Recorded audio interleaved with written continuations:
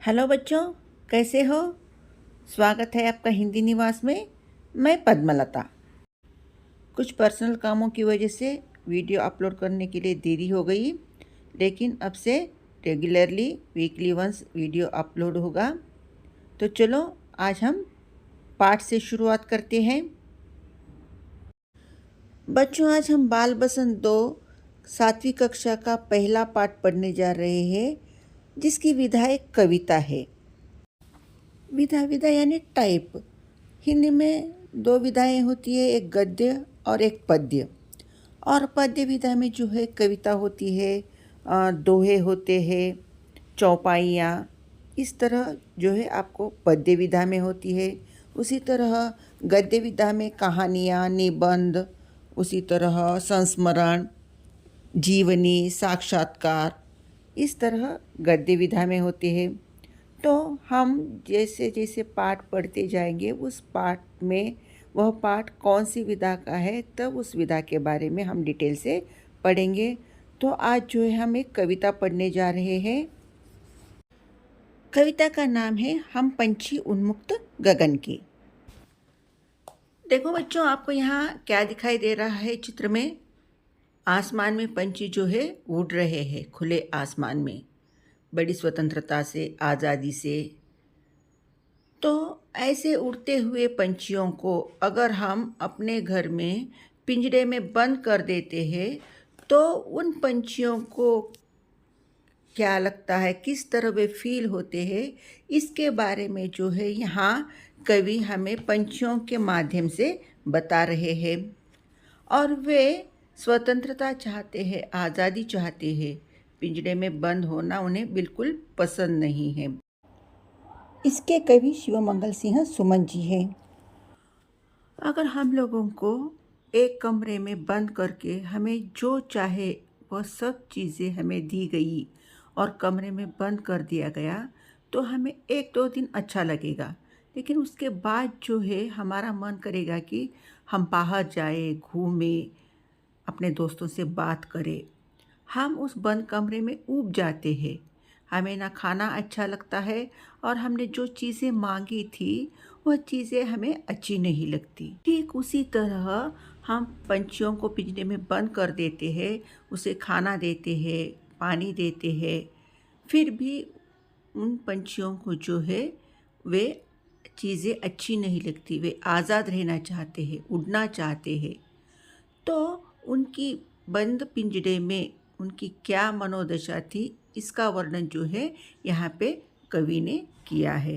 तो चलो बच्चों, कविता शुरू करते हैं। हम पंछी उन्मुक्त गगन के पिंजरबद्ध न गा पाएंगे, कनक तीलियों से टकराकर पुलकित पंख टूट जाएंगे। तो पहले शब्दों का मीनिंग जान लेते हैं बच्चों।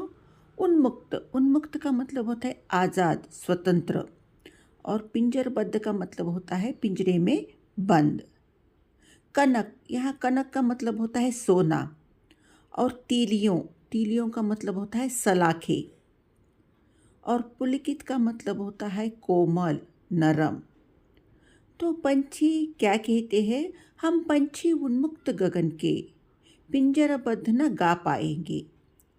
तो पंछी कहते हैं कि हम गगन, गगन का मतलब होता है आकाश, हम आज़ादी से, स्वतंत्रता से आकाश में उड़ने वाले पंछी हैं। हम यहाँ पे पिंजरे में बंद रहना नहीं चाहते। पिंजरे में बंद रहे तो क्या होगा? कनक तीलियों से टकराकर पुलकित पंख टूट जाएंगे। सोने की जो सलाखें हैं, मतलब उस पिंजरे के जो सीकें होती है, सलाखें होती है, जिन्हें तीलियाँ कहा गया है, तो उन सलाखों से हमारे पंख जो है टकराकर, उन सलाखों से हमारे नरम कोमल पंख जो है वह पंख टूट जाएंगे। चलो बच्चों, दूसरा चरण पढ़ लेते हैं। हम बहता जल पीने वाले मर जाएंगे भूखे प्यासे, कहीं भली है कटुक कटुक निबोरी, कनक कटोरी की मैदा से। पहले शब्दों के मीनिंग जान लेते हैं। बहता जल, बहता जल का मतलब होता है जो नदी और झरनों का पानी होता है, तो फ्लोटिंग वाटर जिसे हम इंग्लिश में कहते हैं, तो नदी झरनों का पानी। कटुक, कटुक का मतलब होता है कड़वा, बिटर। और निबौरी का मतलब है नीम का फल। तो यह पंछी कहते हैं कि हम नदी और झरनों का बहता हुआ पीने वाले पंछी हैं। और जंगल में जो नीम के फल होते हैं, नीम के फल जो होते हैं वो बहुत ही कड़वे होते हैं, फिर भी हम उन नीम के फलों को खुशी खुशी खाना पसंद करते हैं और नदी का बहता जल पीना पसंद करते हैं। अगर आप इस पिंजरे में सोने की कटोरी में आप खाना दे दो या सोने की कटोरी में पानी भी रख दो, तो हम वह खाना और वह पानी पीना पसंद नहीं करेंगे। इससे तो हम भूखे प्यासे मर जाना पसंद करते हैं, कहकर पंछी अपनी मन की बात इस चरण में बता रहे हैं। तो चलो बच्चों, अगला चरण पढ़ लेते हैं। स्वर्ण श्रृंखला के बंधन में अपनी गति उड़ान सब भूले, बस सपनों में देख रहे हैं तरु की फुनगी पर के झूले। स्वर्ण श्रृंखला, स्वर्ण श्रृंखला का मतलब होता है सोने की जंजीर। गति, गति का मतलब होता है रफ्तार, जिसे हम स्पीड कहते हैं। और तरु का मतलब होता है पेड़। और पर, यहाँ पर का मतलब होता है पंख।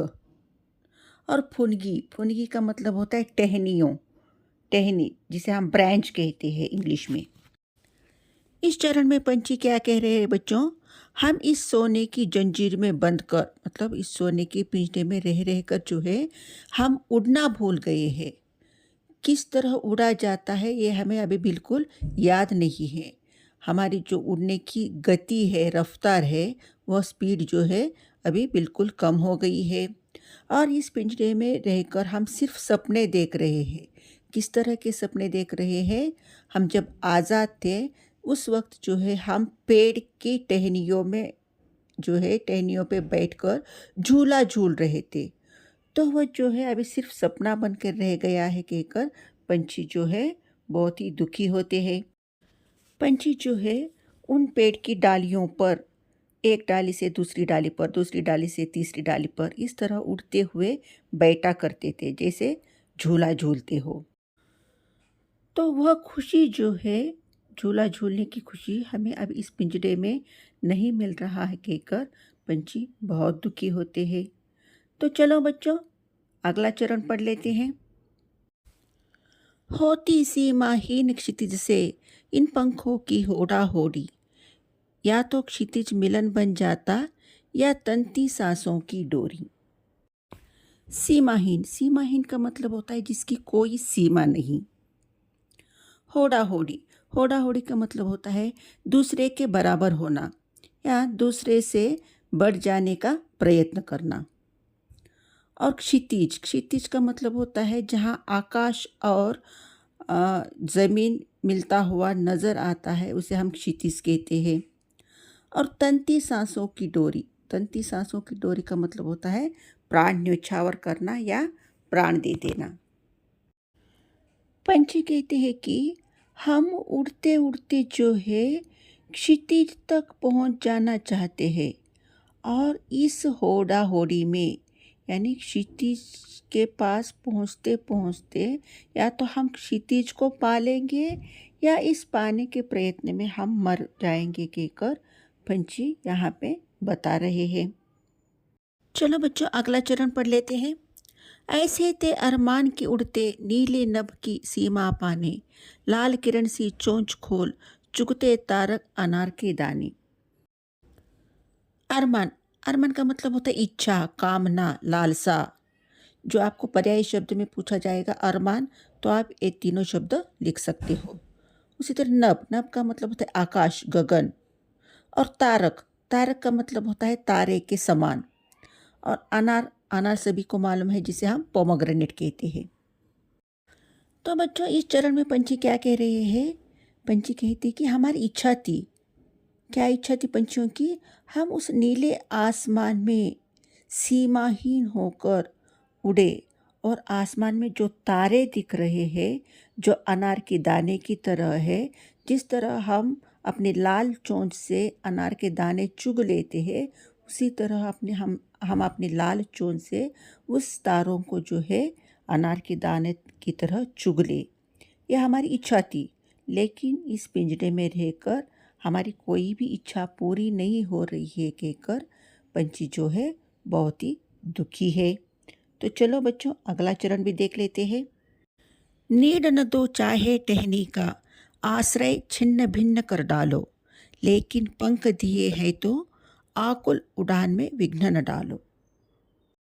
यहाँ नीड का मतलब होता है घोंसला, और आश्रय का मतलब होता है शेल्टर जिसे हम कहते हैं, और आकुल, आकुल का मतलब होता है बेचैन, परेशान, और विघ्न का मतलब होता है रुकावट। पंछी जो है बड़े व्याकुल होकर, परेशान होकर हम मनुष्यों से विनती करते हैं कि आप हमारा घोंसला नष्ट कर दो और हमें आश्रय देने वाली जो पेड़ की टहनियाँ हैं उसे नष्ट कर दो। लेकिन भगवान ने जो हमें पंख दिए हैं उड़ने के लिए, उस उड़ान में जो है आप विघ्न मत डालो, आप रुकावट मत बनो। हमें जो है उस आसमान में, खुले आसमान में उड़ने की अनुमति दे दो कहकर पंछी हम इंसानों से विनती कर रहे हैं। तो हम बच्चों, ये थी हमारी कविता हम पंछी उन्मुक्त गगन के। इस कविता में जो है पंछी अपनी मन की बात बता रहे हैं। तो यहाँ आपको इस कविता में जो है एग्ज़ाम में संदर्भ सहित व्याख्या कीजिए कहकर 5 मार्क के लिए पूछा जाता है। तो हर एक चरण का आपको मीनिंग समझ लेना बहुत ज़रूरी है। आपको जो है हर एक चरण का मतलब समझ आएगा, तभी जो है आप संदर्भ सहित व्याख्या में जो है भावार्थ अच्छी तरह से लिख सकोगे। तो बच्चों, कैसी लगी कविता? आशा करती हूँ कि आपको यह कविता ज़रूर समझ आई होगी। अगर फिर भी आपको कोई डाउट है तो कमेंट बॉक्स में आपके डाउट ज़रूर पूछ लीजिएगा, मैं आपको आपके डाउट क्लैरिफाई कर दूँगी। अगर वीडियो अच्छा लगा तो एक लाइक तो ज़रूर बनता है, तो लाइक कीजिए, शेयर कीजिए, और जिन्होंने अभी तक सब्सक्राइब नहीं किया है प्लीज़ सब्सक्राइब कीजिए और अपने दोस्तों से भी सब्सक्राइब करवाइए। तो बच्चों, अब से जो है हर संडे जो है एक वीडियो अपलोड होगा। उन वीडियोस में जो है हर एक कक्षा के लेसन्स, साथ में ग्रामर भी एक्सप्लेन किया जाएगा। तो बच्चों, संडे के दिन मिलते हैं, तब तक के लिए धन्यवाद।